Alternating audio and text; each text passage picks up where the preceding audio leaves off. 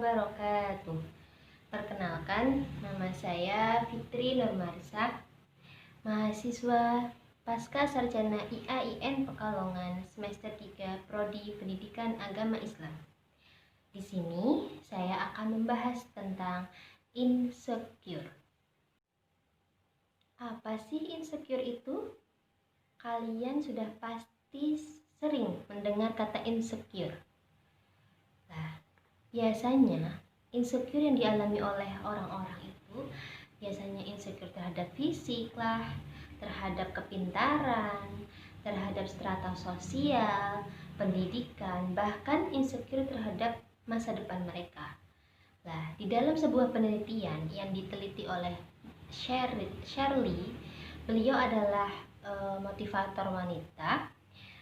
Dalam penelitiannya, insecure itu biasanya itu dirasakan oleh para pemuda karena mereka itu takut gagal, mereka menjadi korban bullying, mereka itu terlalu perfeksionis, terus mereka itu mempunyai kecemasan sosial dan selalu membandingkan diri sendiri dengan orang lain.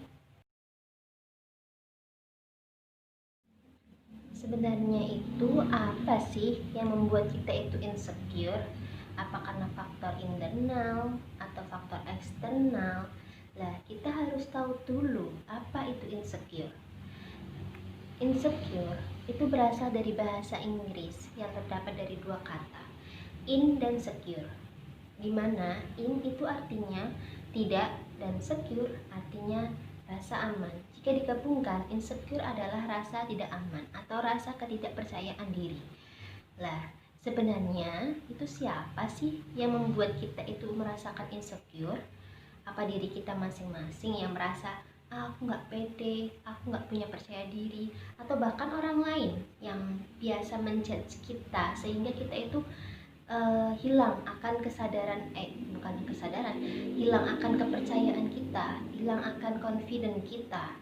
Nah, dari hal tersebut kita bisa contohkan ketika kita itu melihat standar kepintaran orang lain, entah itu dari IQ, nilai mereka, terus hasil rapat mereka.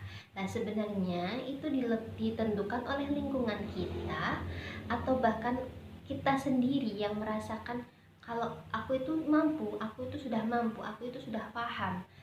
Jadi bisa melewati masalah itu dengan baik atau dengan mudah.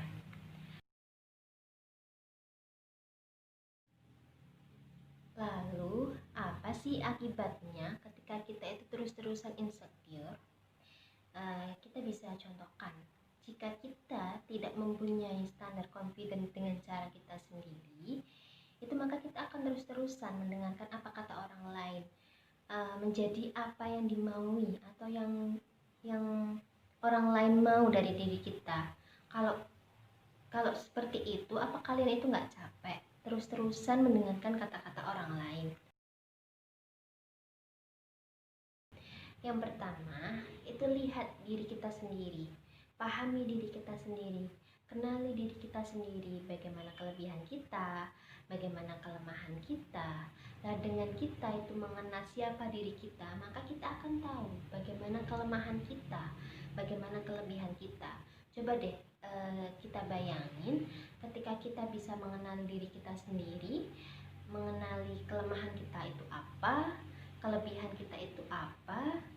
Dengan begitu kita akan tahu hal-hal apa yang harus kita pelajari, hal-hal apa yang kita harus perbaiki dari kelemahan-kelemahan tersebut.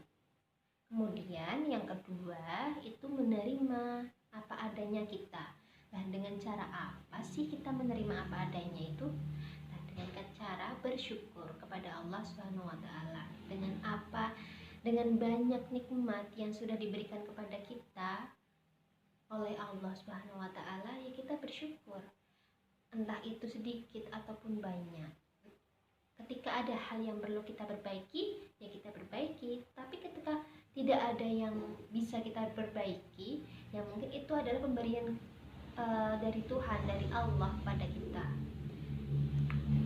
Contohnya saja misalkan saya merasakan tidak cantik, saya merasakan wajah kulit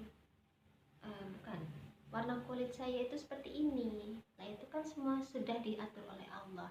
Itu semua adalah pemberian dari Allah Subhanahu wa taala. Yang patut kita syukuri, yang patut kita kita banggakan melalui dengan cara bersyukur itu. Kemudian yang ketiga itu adalah kita fokus pada kelebihan kita.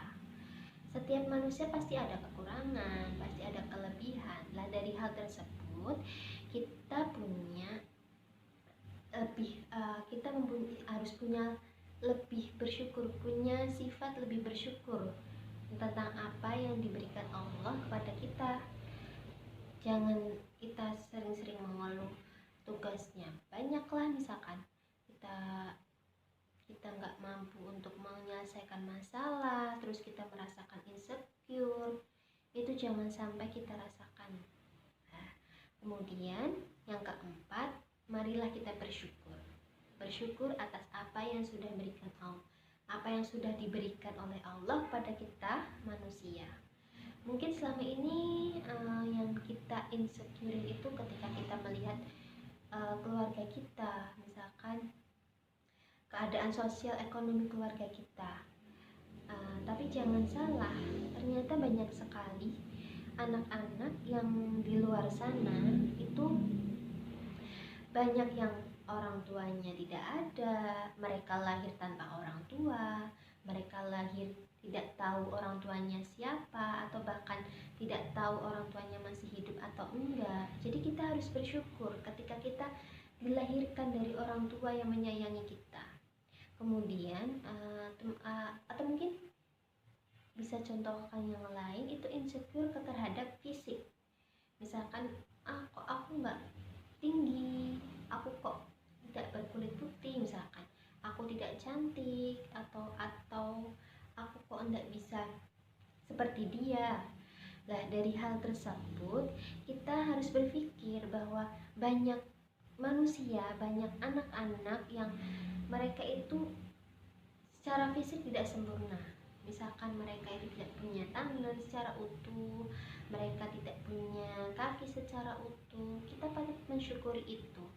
Bahkan dari orang yang tidak sempurna itu, mereka banyak yang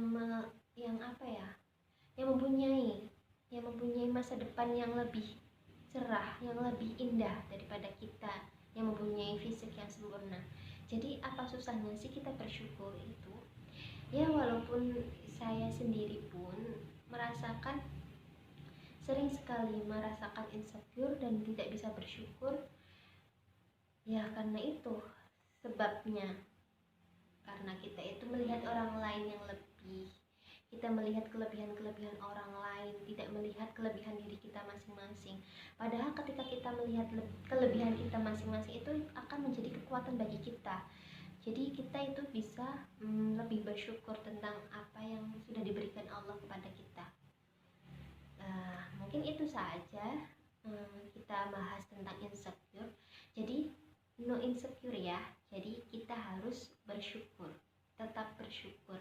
Apapun keadaan kita, teruslah bersyukur. Insecure itu tidak perlu, insecure itu tidak penting. Yang penting adalah kita bersyukur, kita menikmati apa yang sudah ada. Dan sekali lagi, no insecure but yes bersyukur. Terima kasih. Wassalamualaikum warahmatullahi wabarakatuh.